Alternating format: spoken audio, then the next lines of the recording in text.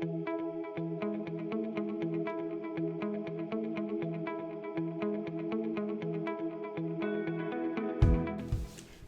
everyone, welcome back to our Marianne Technologies channel.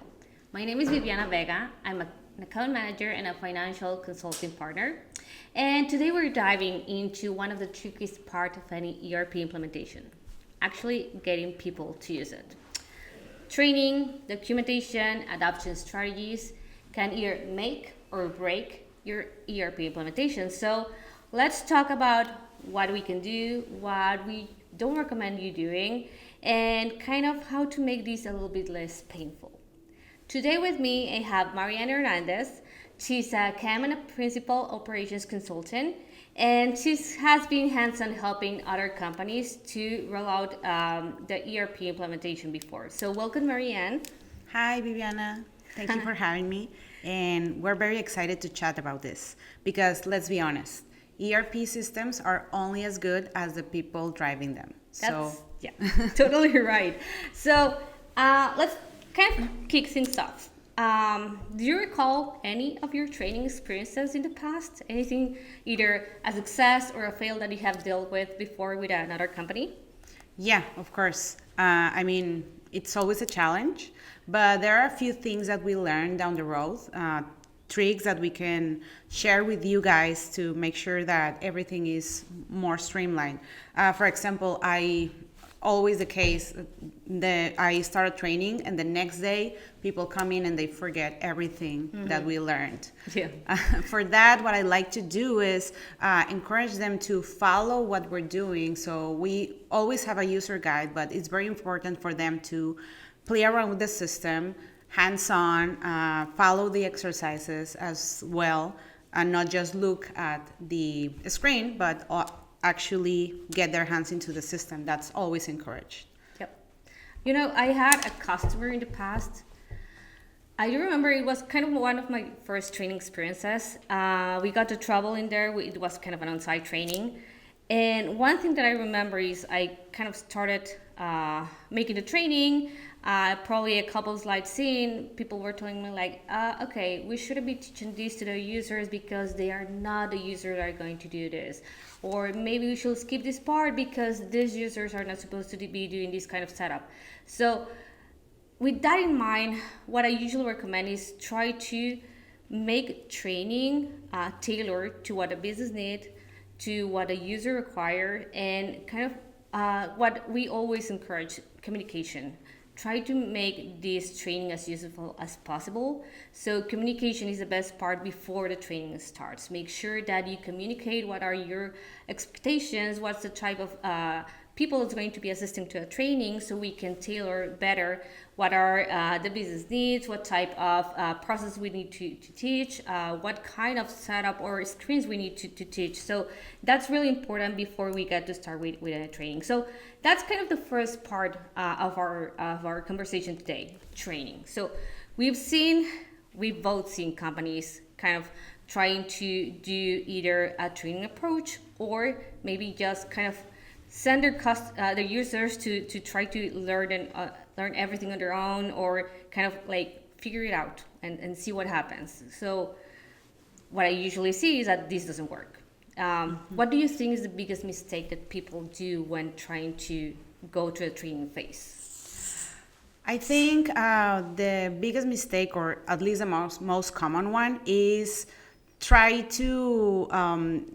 the users to just follow what they're reading in the manuals. That's not what we need. What we need is to actually have them understand and figure out, okay, this is what I'm learning, but this is what applies to my business needs. Yes. So in the real world, how am I going to use the system? How I'm going to make the best of what I'm learning, and try to imagine in their heads, like, this is what I'm going to do day to day. This is going to be my daily activity. So what I'm learning and how this is going to improve my work. Mm-hmm. So have them imagine that part and actually do it while we are, as a consultants, we are guiding them through the process. Mm-hmm. I think is the most important thing, to personalize what they're learning in the ERP. That's a very good point. And paired with that, I think what I've seen also is kind of this is training and we're done. which I think doesn't work for most of the users. We have a lot of technology right now, so obviously it's let's try to do a mix on what you use for training, but also make sure that training is updatable. So make sure that you're not going to train someone once and you expect them to learn everything in that same sitting. Like, make sure that there's continuous training for the people. There's new roles being added. There are new features being added to your system. So make sure that the people is constantly being trained on whatever is new in the system. Make sure, as kind of you were mentioning, if we are talking about a specific business, then not all processes are going to be the same for each business. Not all processes are going to be the same for each role. So make sure that what you're learning is actually tailored for your business and tailored for the role that you are that your user is working on. And this will make kind of the training really relevant to everyone involved. Yeah, that's true.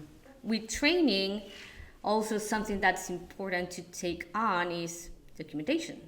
Do you think it's important? Yeah, very important. Yeah. It's very easy to come back to a document and have the process documented in something that you can always read when, I mean, you cannot retain every piece of information. But I think at the same time, it's not useful to have a manual of 300 pages with lots and lots of information that at some point is just going to be overwhelming. So my suggestion for documentation is keep it simple. Keep it down to what they're actually doing, accessible. Everyone has to be able to reach out, maybe, I don't know, a SharePoint, somewhere that they can log in, find what they're looking for, and understand, instead of having just a big book where they cannot find anything. So maybe tutorials even, I don't know, video point. tutorials. Yeah. It's also very encouraged. I think it's a very good tool to have the user, instead of reading a very long manual, just see a quick 5-minute video. It's always a better approach.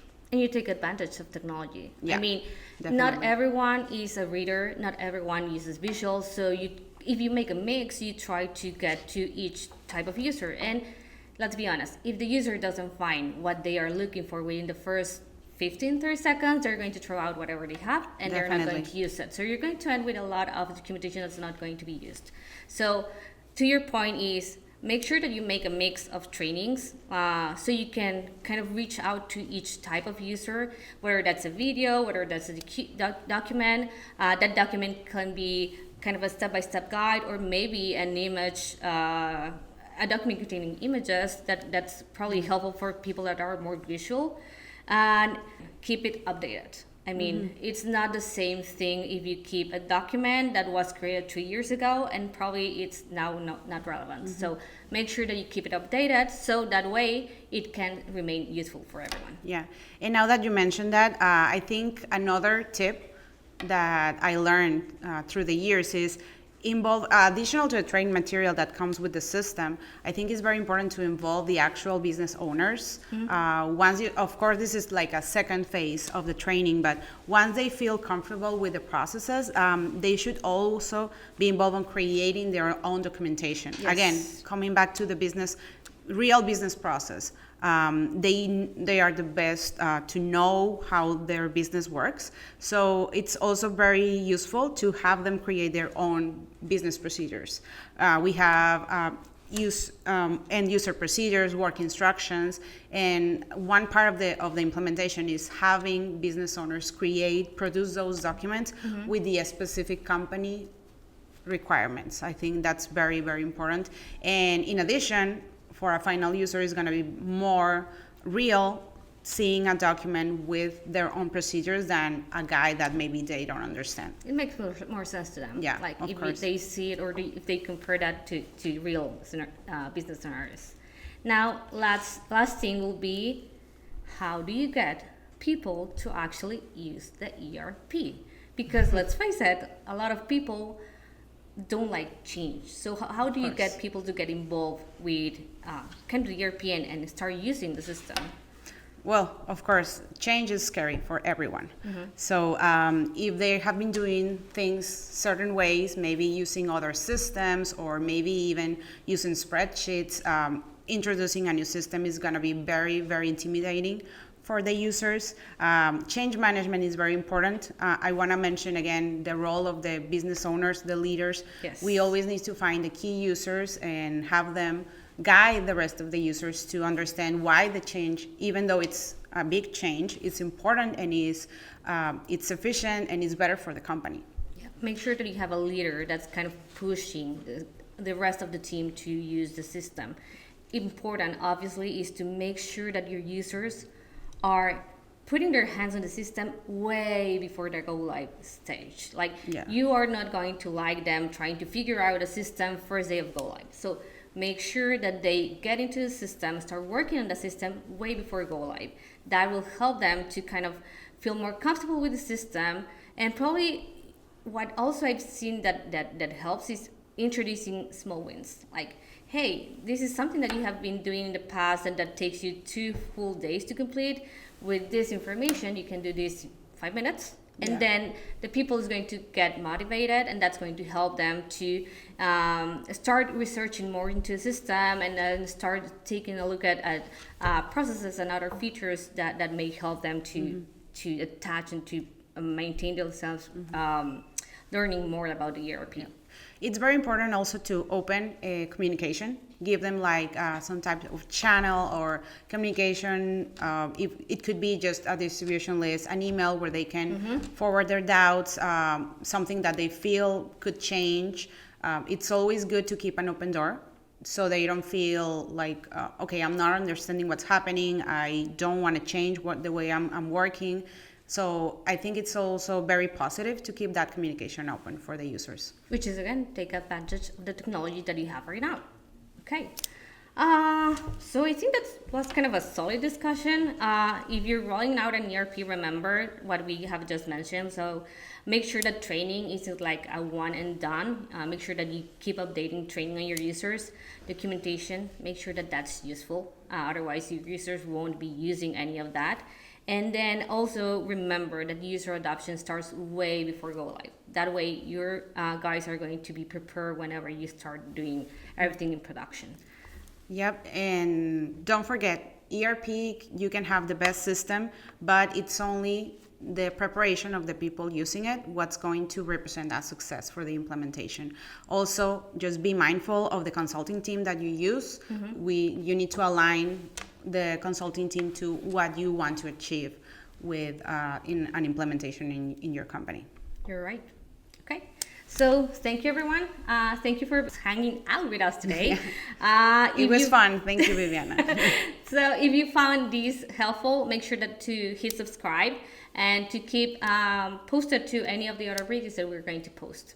Thank you very much. Have a good day. See you next time. Bye-bye.